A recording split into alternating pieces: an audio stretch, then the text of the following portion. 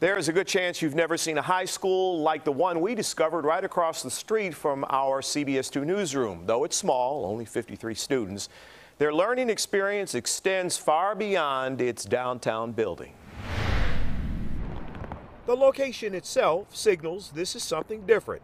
No schoolyard, no school buses.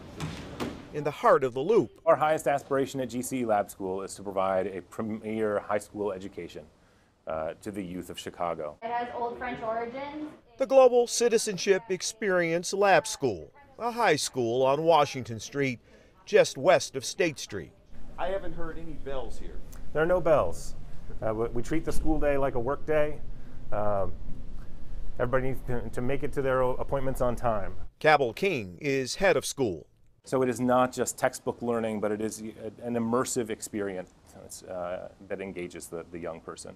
The church disagreed. The entire city is their classroom. Trips outside the school are routine.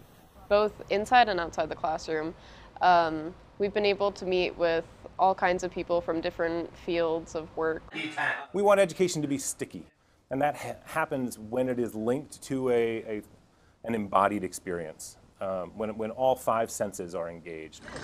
So when they study water scarcity in other parts of the world, they might head to the Chicago River. In that context, they'll do some environmental science and biology and chemistry. They'll do some algebra and geometry. A trip to a cemetery could be an exploration of population or public health. I wanted to make sure that if we were going to do the piece that the students were involved.